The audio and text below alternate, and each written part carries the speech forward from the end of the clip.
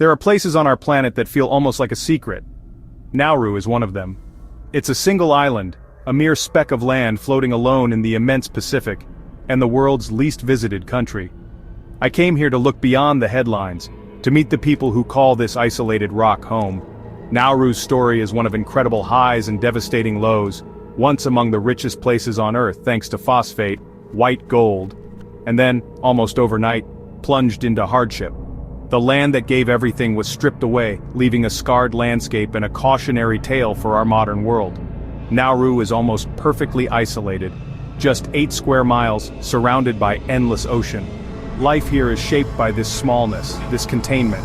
The ocean is a constant presence, both provider and barrier. For Nauruans, this isn't just an island, it's their universe, a place of deep ancestral connection. My journey was driven by curiosity. What is it like to live in a place so remote, so defined by its past? How do you build a future when the foundations of your wealth have crumbled? I came searching for the spirit of its people, to understand their resilience and hopes for the future. I wanted to stand on its shores, and listen to the quiet, powerful story of the forgotten island at the center of the world. The journey to Nauru is a pilgrimage, deliberate, challenging, and rare. There's just one airline, Nauru Airlines, connecting a handful of Pacific nations. My trip began in Australia, with a long flight to Brisbane, then a nervous wait for the single weekly connection across the vast ocean. The plane was small, the atmosphere communal, Nauruan families returning home, foreign workers, and a few curious outsiders like me. Hours passed over endless blue until finally, a tiny circle of land appeared, Nauru. From the air you see the whole country at once, a green ribbon of palms and settlements and a stark white plateau in the interior. Landing is surreal, the runway hugs the ocean, the airport is humble, and the heat hits you like a wall. There are no sprawling terminals, just a simple building and the scent of salt and flowers. After days of travel, I'd arrived on the world's smallest island republic. The journey was over, but the real adventure was just beginning. Here, every arrival is an event, and every visitor is noticed. In Nauru, the journey shapes your sense of place, you feel the remoteness in your bones, and you realize this is a world apart. My first moments on Nauru were a sensory jolt. Thick humidity, the roar of the Pacific, and an intense equatorial light that made every color pop. I was met by David, a local guide whose calm, unhurried manner set the tone. Life here moves at the pace of the sun and tides, not the clock. We set off on the island's ring road, the artery of the nation, connecting every home and shop. Nauru felt both lived in and worn at the edges. Remnants of past wealth stood beside signs of decay.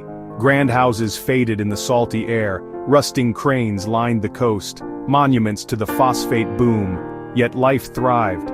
Children played football, families gathered under trees, music drifted from open doors. That evening, David took me to Anibare Bay, a crescent of white sand, families swimming, laughter echoing in the warm air. The sunset painted the sky in fiery colors. Despite visible challenges, there was a powerful sense of community and contentment. Here, the past lingers, but the present is full of heart. I felt a deep peace, surrounded by resilience. This was a place of contrasts, and of hope. To understand Nauru, you have to travel its 12-mile ring road where daily life unfolds. With David, I saw neighbors waving children biking to school, families selling fresh fish by the roadside. In a country this small, there are no strangers, only neighbors. I spent time with Ika, a grandmother in Maneng district who shared stories of a simpler, pre-phosphate life. Her home was open to the breeze, filled with laughter and family. Culture here is alive. Men prepare outrigger canoes, women weave pandanus mats, traditions passed down for generations. These customs are a vital link to identity, a source of pride against the tide of modern influences. People spoke honestly about challenges, limited jobs, reliance on imports, uncertainty about the future. But their pride in being Nauruan was fierce. Joy is found in simple things, a barbecue on the beach, a game of bingo, sharing stories at sunset. Their warmth and generosity were unforgettable. In Nauru, community is everything. Nauru faces a visible, painful challenge, some of the world's highest rates of obesity and diabetes. The shift from traditional diets to imported, processed foods has taken a heavy toll. I met Maria, a mother of 4, whose husband's diabetes changed their lives. Constant worry, hospital visits, and financial strain. Fresh produce is expensive, tinned meat and noodles are cheap. For many, healthy choices are a daily economic battle. The problem is generational. Children already struggle with weight, and the local hospital works hard to promote healthier habits. Community sports and gardens are starting, but change is slow. This crisis is a legacy of boom and bust economics and dependence on imports. Yet, I found hope. Families rediscovering traditional recipes, planting gardens, encouraging kids to be active. It's a slow fight, but it's born of love and resilience. The struggle is real, but so is the determination to change. Nauruans are fighting for a healthier future. Nauru's beauty is a story of two halves. The coastline is breathtaking. Turquoise water, white sands, coconut palms, and vibrant coral gardens. This is the postcard Nauru, a sliver of Pacific paradise. But inland, on topside, the scars of phosphate mining are stark. Decades of extraction left a jagged moonscape of limestone pinnacles, a haunting monument to environmental catastrophe. The contrast between lush coast and barren interior is jarring, a physical reminder of Nauru's paradox. The industry that brought wealth also destroyed the island's agricultural heartland, making it reliant on imports.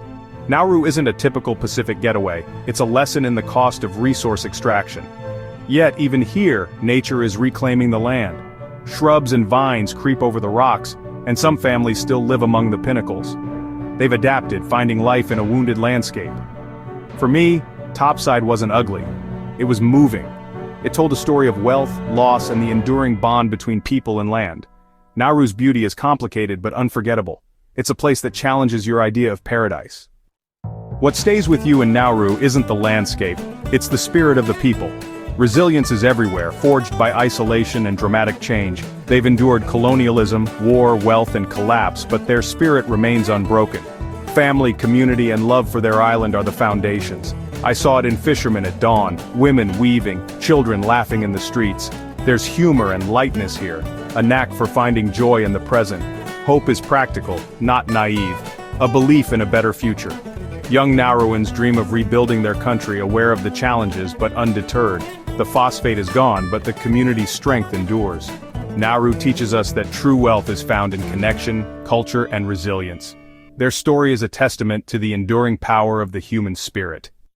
Why should we care about a tiny island in the Pacific? Nauru is more than a headline or a political controversy. It's a microcosm of global challenges, climate change, resource depletion, and globalization. Its story is our story, played out on a small, isolated stage. Nauru challenges our preconceptions and forces us to confront uncomfortable truths. Visiting isn't about escape, it's about deeper engagement. The lessons here are profound, the dangers of relying on a single resource, the vulnerability of small nations, and the resilience of people facing global forces. Nauruans are not statistics. They are proud, resilient people with stories to tell. By listening, we gain a richer understanding of our shared humanity. Nauru is not to be pitied or ignored, but seen, heard, and learned from. Their struggle is a preview of challenges we may all face. Nauru matters because its people matter. As my time in Nauru ends, I reflect on the faces and stories that filled my days. Eka, Maria, David, their warmth, generosity, and resilience left a permanent mark. This island is more than its troubled reputation. Its strength lies in its people. Nauru stands at a crossroads, facing immense challenges but filled with hope. They're working to build a sustainable future, reclaim their health, and preserve their culture. But they can't do it alone. They need understanding, respect, and engagement from the world. If you seek more than a beautiful beach, consider Nauru. Come with an open heart and a curious mind. Your visit can make a difference. By choosing to see Nauru, you help write a new chapter, one of connection and hope. Let's look beyond headlines and see the people. Nauru's story is one of survival, resilience, and the enduring power of the human spirit. Let's give Nauru the dignity it deserves. It's a small island with a huge heart and a future we should all believe in.